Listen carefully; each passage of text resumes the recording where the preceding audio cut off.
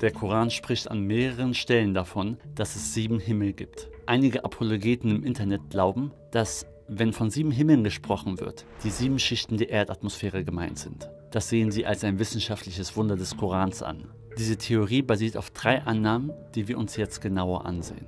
Erstens, der Koran spricht von 7 Himmeln und die Atmosphäre der Erde soll angeblich auch aus 7 Schichten bestehen. Zweitens, laut dem Koran sollen die 7 Himmel in Schichten übereinander liegen, so wie in der Erdatmosphäre die einzelnen Schichten übereinander liegen. Jede Schicht der Atmosphäre hat eine eigene Aufgabe, so wie auch jeder der 7 Himmel im Koran unterschiedlich ist. In einem Koranvers ist von Schutz die Rede, so wie die Atmosphäre uns vor äußeren Einflüssen aus dem All schützt, wie zum Beispiel UV-Strahlung oder Meteoriten. Drittens, das Konzept der 7 Himmel war vor Mohammed nicht bekannt. Daraus wird der Schluss gezogen, dass Mohammed dieses Wissen direkt vom Schöpfer offenbart bekommen hat. Klingt doch eigentlich ganz logisch, oder? Aber stimmen diese Annahmen? Sehen wir uns das einmal genauer an. Erstens, was sagt die Wissenschaft heute zur Anzahl der Schichten?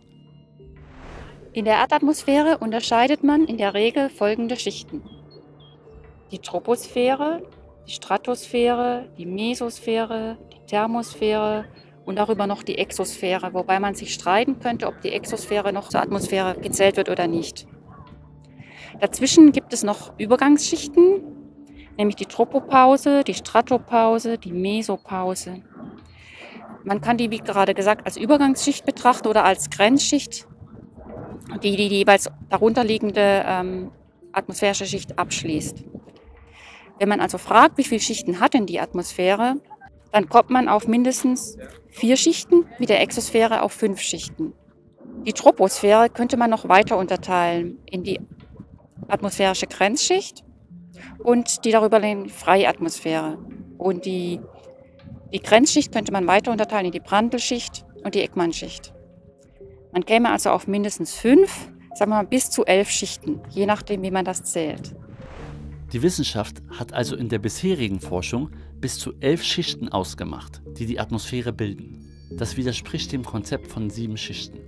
Zweitens, wo sind die Sterne? Im Koran liest man, am untersten Himmel der 7 Himmel sind die Sterne befestigt. Wenn aber der unterste Himmel, wörtlich der Himmel der Welt, die Sterne enthält, kann er nicht die unterste Schicht der Atmosphäre sein. Die Sterne befinden sich ja weit außerhalb unserer Erdatmosphäre. Der Koran sagt also gar nicht, dass die 7 Himmel die Atmosphäre sind.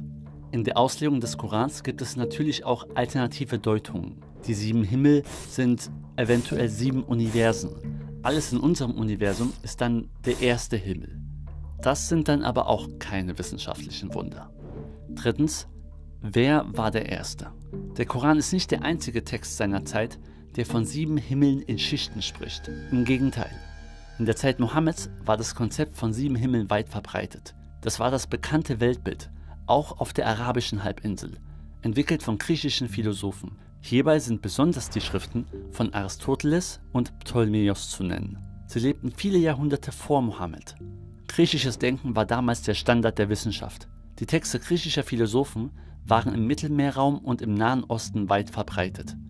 Das Konzept der verschiedenen Schichten ist also keine neue Erkenntnis oder Offenbarung des Propheten. An dieser historischen Perspektive kann man einen grundsätzlichen Mechanismus ableiten. Eine Theorie ist eine Zeit lang sehr verbreitet, dann gibt es neue Erkenntnisse und die Theorie wird verworfen oder abgeändert. Und wahrscheinlich wird es auch auf die anderen, sogenannten wissenschaftlichen Wunder des Korans zutreffen. Das Konzept der 7 Himmel im Koran ist also kein wissenschaftliches Wunder. Dieses Konzept sollte man nicht als wissenschaftliche Erklärung verstehen, sondern als rein religiöse Vorstellung über das Jenseits. Damit noch mehr Videos in dieser Qualität herauskommen können, kannst du uns gerne finanziell unterstützen.